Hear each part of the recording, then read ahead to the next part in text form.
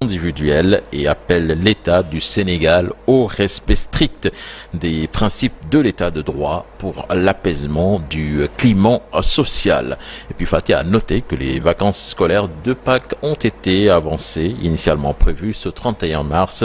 Les élèves donc vont partir en vacances à partir de ce 27, donc cet après-midi, ce 27 mars, et ce jusqu'au 12 avril prochain. Et puis le docteur Niang de retour à la sûreté urbaine ce lundi, Cheikh Tidiane. Libéré samedi, le patron de Souma Assistance fera face au commissaire selon son avocat. Rappelons que c'est dans sa structure sanitaire que M. Ousmane Sonko a été hospitalisé après les événements du 16 mars dernier. En politique, Idrissa Seck va-t-il annoncer la fin de son compagnonnage avec le président Macky Sall? La réponse attendue cet après-midi. Le président donc du Conseil économique, social et environnemental va parler cet après-midi à 16h certainement, en sa qualité également de président du parti Rewmi qui a rejoint, rappelons-le, il y a quelques années de cela, la coalition présidentielle Benno Bokk Yakaar. Et puis Fatih, direction Saint-Louis. Saint-Louis, à Boudjouk, plus précisément dans le département de Saint-Louis, une maison réduite en cendres par un incendie. Oui, c'était hier, durant l'après-midi. Plus d'1 million de francs CFA, de la nourriture et des chambres ont été emportés par l'incendie. Je vous propose de suivre quelques réactions au micro de Seynou Diop et Habib Seck. C'était un incendie très grave. Vous avez vu ce qu'il a... il a détruit tout le matériel de la maison de notre frère Hassan. Donc vous avez vu ce qui s'est passé. Donc son portable, l'argent et tout. Il y avait également de l'argent. Oui, il y avait de l'argent, oui. Il y avait de l'argent, vous avez vu l'argent et tous ses bagages, ses matelas et ses habits et tout. Beaucoup d'argent. Il a perdu presque... Il vous a montré l'argent. 1,5 million et quelques. J'ai été informé que la maison de Hassan Sow avait pris feu et je me suis déplacée pour voir ce qui s'est passé. J'ai trouvé une situation inexplicable. Les 2 chambres qu'il occupait avec sa famille ont été réduites ensemble. Heureusement qu'ils étaient dehors, sinon le vie se serait produit. Rien que pour ça, nous remercions vraiment Dieu. Il ne lui reste rien du tout. Même la somme d'1,50 million francs qu'on lui avait confiée a pris feu.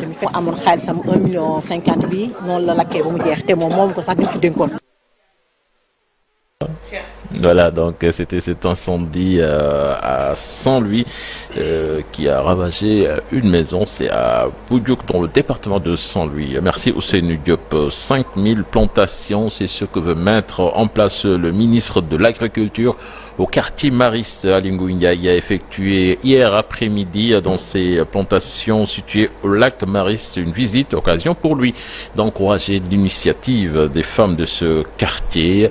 Nos reporters Habib Faye et Ababakar Kamara y étaient pour nous. Elles se sont inspirées des femmes des HLM pour mettre en place ces plantations.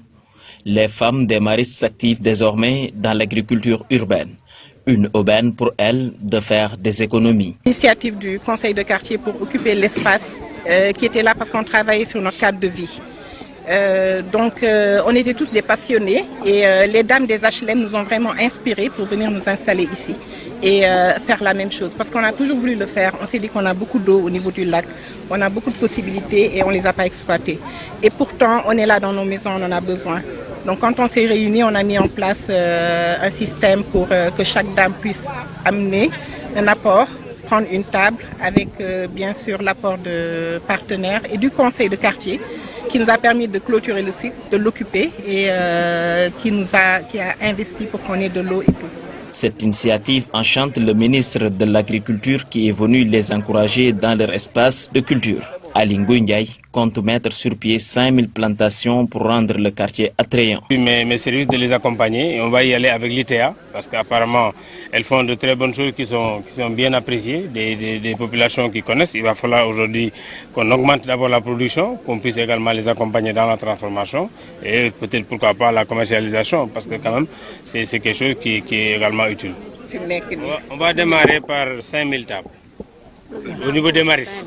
Au niveau des maris. La culture se fera désormais partout dans cette localité, dit-il. C'est peut-être que ce sera sur des espaces beaucoup plus petits, mais que si chacun fait quelques mètres carrés dans sa terrasse, vous voyez ce que ça fait dans la somme. Vous regardez rien qu'au niveau des maris, quand même, c'est un terrain qui est très grand.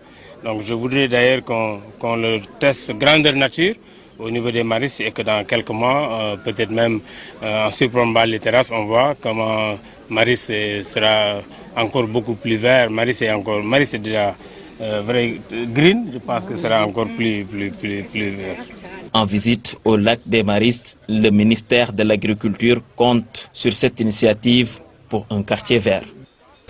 Et puis, en mode football, 4 pensionnaires de l'académie Caen Foot à Fatick viennent de rejoindre la Belgique pour y effectuer des tests de 3 mois dans l'équipe d'élite de Charleroi. Cette formation donc rentre dans le cadre de la coopération avec la Fédération Wallonie-Bruxelles relative à l'intégration des jeunes de ce centre de formation. Le président interrogé par Mamadou Ndiaye. Cette année, on a eu l'avantage d'avoir une convention avec la Fédération belge de football qui a réuni toutes les équipes belges.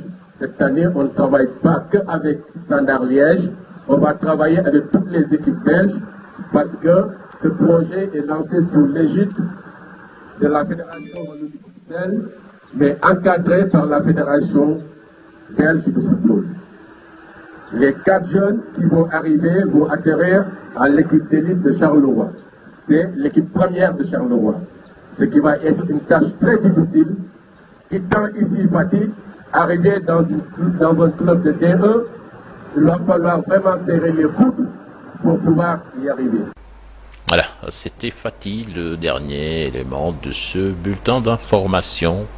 L'essentiel de l'actualité nationale de ce matin. Merci beaucoup, Cheikh Tidiane Diao. Et puis, prochain bulletin d'information pour l'actualité nationale, ce sera aux alentours de 7h10, 7h15. Tout de suite, la page internationale.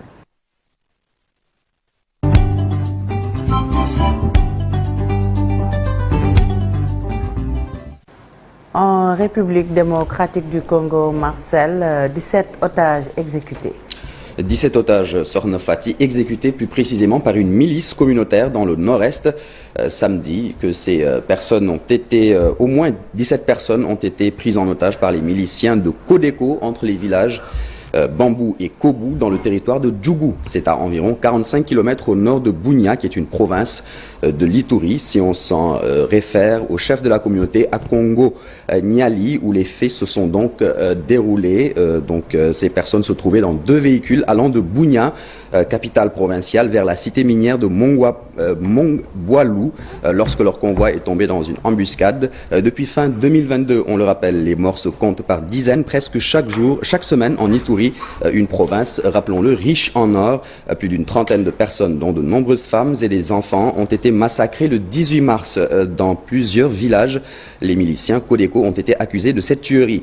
La Kodeko est une milice de plusieurs milliers d'hommes qui affirment protéger la tribu Lendu face à une tribu rivale, les Emma, défendue par une autre milice, les Zaïre. Après une décennie d'accalmie, le conflit meurtrier en Ituri entre Emma et Lendu a donc repris fin 2017, provoquant la fuite de plus d'1,5 million de personnes et la mort de milliers de civils. Le précédent conflit entre milices communautaires avait fait des milliers de morts entre 1999 et 2003 jusqu'à l'intervention d'une force européenne, l'opération Artemis, sous commandement français. En Tunisie, au moins 29 migrants de pays d'Afrique subsaharienne sont morts noyés dans le naufrage de 3 embarcations au large donc de ce pays, selon les gardes-côtes qui l'ont annoncé dimanche. 29 corps ont été retrouvés et les gardes-côtes ont secouru 11 migrants illégaux de plusieurs nationalités africaines après le naufrage de leurs embarcations au large de la côte du centre-est de la Tunisie, selon un communiqué qui fait état de 3 naufrages distincts. Un chalutier tunisien a récupéré 19 corps après le naufrage d'une embarcation à 58 km au large, tandis qu'une patrouille des gardes-côtes a retrouvé 8 corps au large de la ville côtière de Mahdia et secouru 11 migrants dont l'embarcation qui se dirigeait vers l'Italie a chaviré, tandis que les chalutiers ont récupéré 2 autres corps. En Mauritanie, l'arrestation d'un organisateur de l'évasion de 4 djihadistes a été notée. La police mauritanienne a annoncé dimanche 26 mars l'arrestation d'un organisateur de l'évasion début mars de 4 détenus djihadistes, dont 3 ont été tués lors de leur capture et un autre arrêté. Une équipe de la Direction générale de la Sûreté nationale a donc arrêté ce dimanche à Nouakchott Mohamed T. dit Abou Osama qui a, je cite, orchestré l'évasion de 4 prisonniers condamnés pour des affaires terroristes de la prison centrale de Nouakchott le soir du 5 mars 2023. Les autorités n'ont pas donné d'autres précisions sur le profil de cet homme. On termine cette actualité internationale Sorna Fati avec l'arrivée de Kamala Harris au Ghana, qui est une première étape de sa tournée africaine. La vice-présidente américaine Kamala Harris est arrivée dimanche au Ghana, première étape donc de sa tournée, plus exactement dans 3 pays d'Afrique qui visent à renforcer les liens diplomatiques de Washington avec le continent. Sa tournée au Ghana, en Tanzanie et en Zambie, prévue jusqu'au 2 avril, intervient après un sommet États-Unis-Afrique en décembre qui a eu lieu à Washington, au cours duquel le président Joe Biden a plaidé pour créer un vaste partenariat avec l'Afrique au moment où les États-Unis cherchent à affirmer leur présence sur le continent face à l'influence croissante de la Chine et de la Russie. Sorna Fati. Merci beaucoup Marcel Farba Maroun. Prochain rendez-vous d'information pour l'actualité internationale, ce sera tout à l'heure et ce sera en Wolof. Tout de suite, Café Presse, Café Court avec Cheikh Diop.